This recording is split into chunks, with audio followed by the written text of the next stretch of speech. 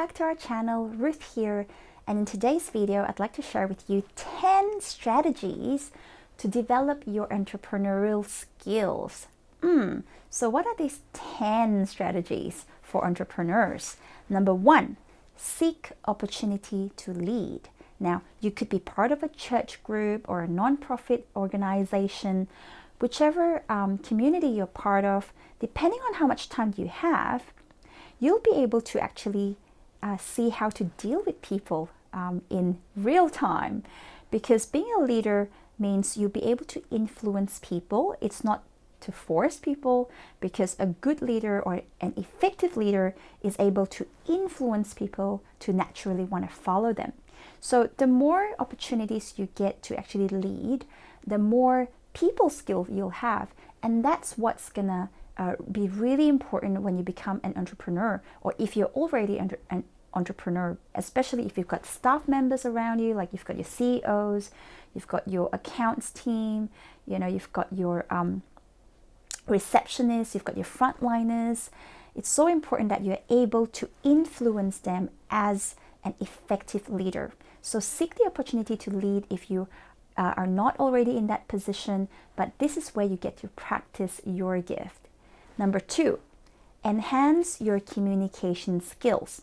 To lead effectively, it's important that you communicate with your customers, not just your customers, but also you communicate with your employees to share the same vision. So how do you actually, effectively increase or improve your communication skills? Well, it really depends on the products or services that you provide. If it's a service that you're providing, then you're thinking, well, is there a different angle? For example, if you're going to sell them insurance, is there a different angle I can approach this from?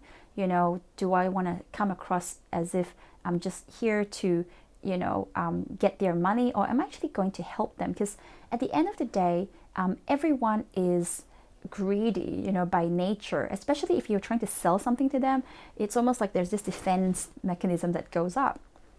But at the end of the day, if you can find the one thing that matters to them most, perhaps you can get them to share their story, depending on the types of products or service you have.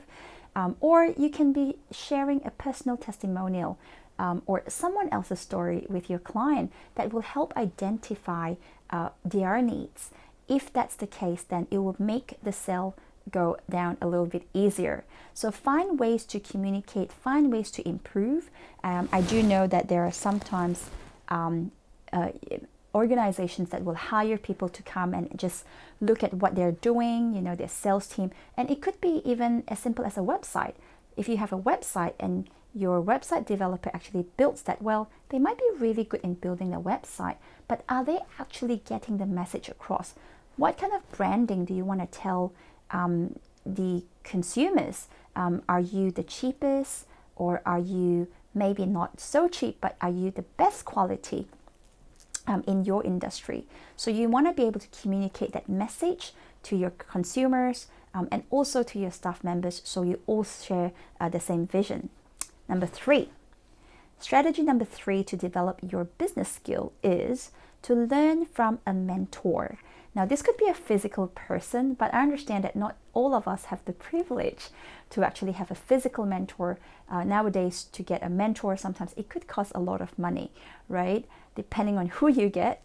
But there's also a lot of electronic resources out there. I personally have got lots of electronic mentors. For example, if I want to learn about how to help a small business improve in their sales or to identify issues, I actually watch Marcus Lemonis's The Profit, because this show, what Marcus does is he actually work together with CNBC in the US, and they have a show where people apply to the show and say, hey, my business is struggling, can you come and help me out? So he will go and he will actually dissect and go, oh, okay, these are the problems in the business, this is how you need to fix it.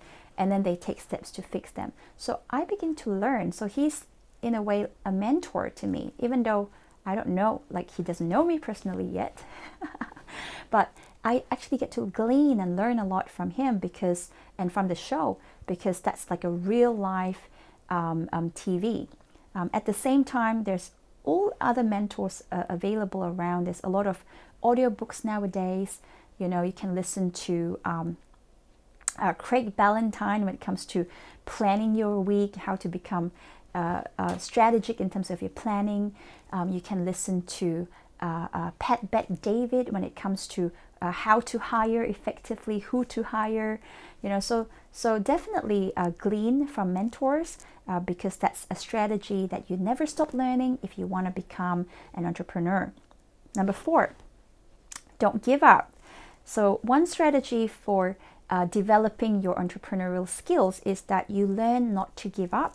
You stick with the challenges and you develop ways to see your breakthrough. Now, difficult things can actually eventually become easy, because the more you do it, the better you get. For example, in my professional career, I'm actually a lawyer and I'm a partner in a law firm, but at the same time, I run a couple of different businesses.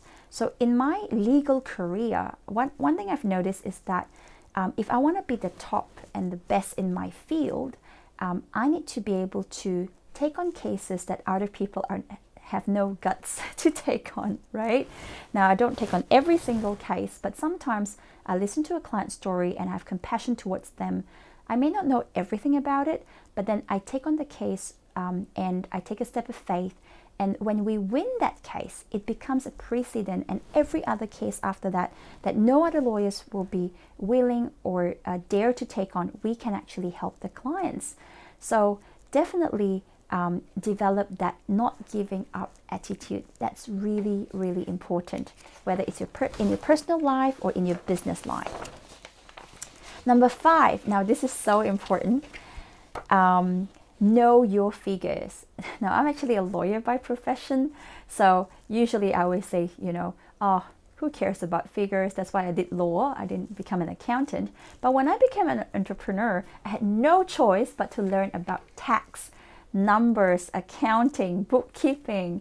So it's so important, if you are an entrepreneur, that you know about finances. Now, you don't have to know everything about finances, but at least you need to know about taxes. You need to know about, when you need to be lodging your quarterly payments. You need to know how much money you should be allocating for your taxes, because if you earn the money and you spend everything and you forget to pay the tax or the tax government, then what happens is that they will close you down, because you'll be essentially breaking the law. So know definitely how to read your numbers. If you don't know how to, go and see an accountant and say, okay, what's my profit and loss? What is profit and loss? How can I reduce my costs? How can I increase my income? Because many a times, my husband always say this, it's not just about how much you turn over and how much you make, but it's how much you save. And that makes sense, because you could be making $1 million and you could be spending $1.5 million and you could be $500,000 out of pocket. But if you're making $1 million and you are perhaps profiting about $300,000 a year, you want to be able to see and say, well, is there a way for us to bring the profit up to $500,000 by cutting some costs? Is there a way we can streamline our business, etc. and etc.? So if you want to become an entrepreneur, you can't run away from your figures. You have to learn and you have to know your figures, as painful as it may be for me. But the thing is, once you learn it, it becomes easy. Okay. Number 6, delay reward. Now that could be painful at times, So you might be making this much money in your business, but you might think, should I be buying that Louis Vuitton purse, or should I be buying a Versace jacket? Perhaps you want to actually delay that reward a little bit and invest your money or reinvest your money into the business. And if that reinvestment makes you more money, then perhaps you can use that money to buy something else. Well, Michael, the producer, my husband actually follows him closely. He's actually a music producer. He has his own YouTube channel and he shows his blings, right? And he was saying how if you want to buy a $50,000 watch, don't buy it with your own savings. So what he normally does is he will invest the money, and then that money is going to generate him interest, and he would use that interest money. So he essentially is not really touching his savings. He'll use that to actually buy himself a toy, which is like a $50,000 watch.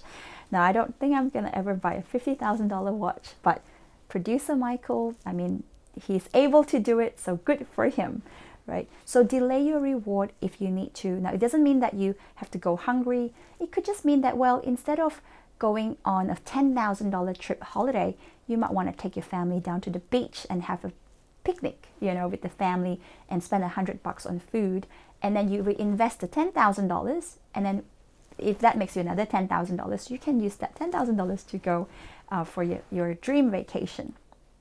Number 7, sales. Wow, if you want to become an entrepreneur, you can't run away from sales, because that's really the core of becoming an entrepreneur.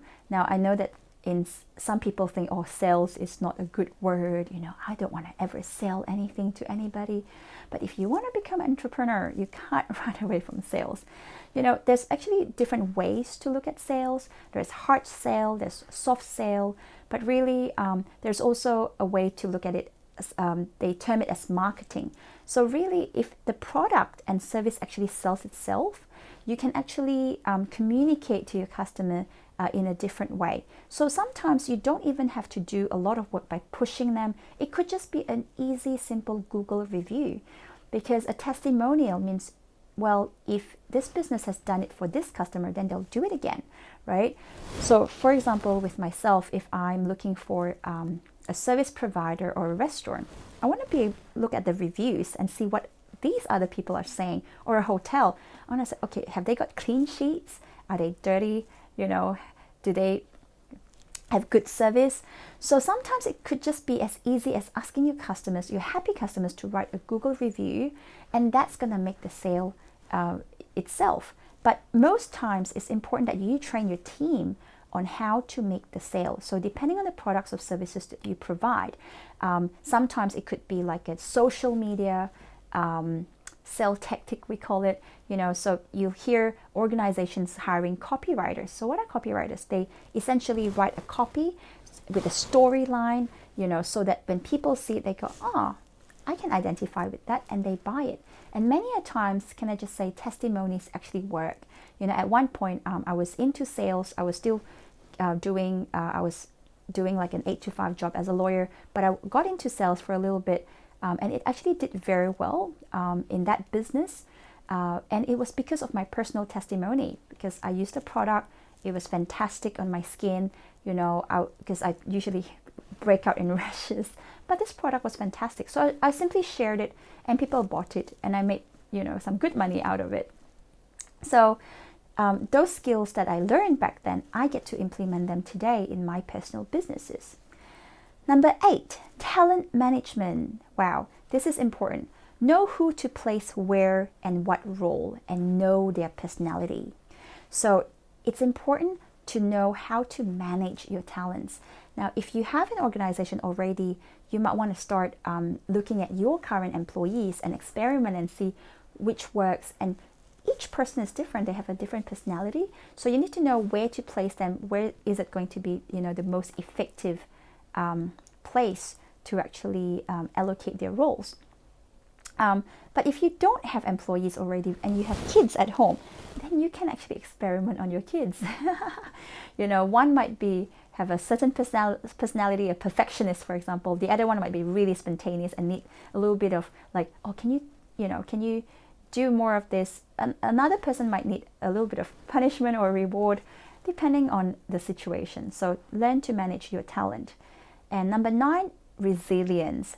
So resilience is actually the ability of the business to withstand, adapt, and thrive in the face of shocks that are internal and external. But personally, is actually the capacity to recover quickly. In my definition, I think resilience means not to give up, be relentless. So even in your personal life, if you're, let's say, going on a 10-kilometer walk, that's your aim for the day, and you've done 8.5 kilometers and you go, oh my gosh, I want to just give up. Maybe it's not time to give up, because how you do anything is how you're going to do everything. So keep going till you get that, get to the 10-kilometer mark, and then you can go home after that. So be resilient, because that's going to show when you become an entrepreneur. Finally, number 10, confidence. So an entrepreneur is confident. You are your greatest asset. Now, you don't have to know everything. You can do it afraid. Some say fake it till you make it, but I prefer to say it this way: faith it till you make it. Have a little faith in yourself. You don't have to know everything. You can learn as time goes by, but you got to do it afraid, even if it's a bit scary, because the more you do it, the better it gets. Well, I hope you enjoyed the content of today's video. Thank you so much for taking the time to watch this video. And last but not least, would you be so kind to hit the like and subscribe button so we can keep you motivated. Thank you, and I'll see you next time. Bye.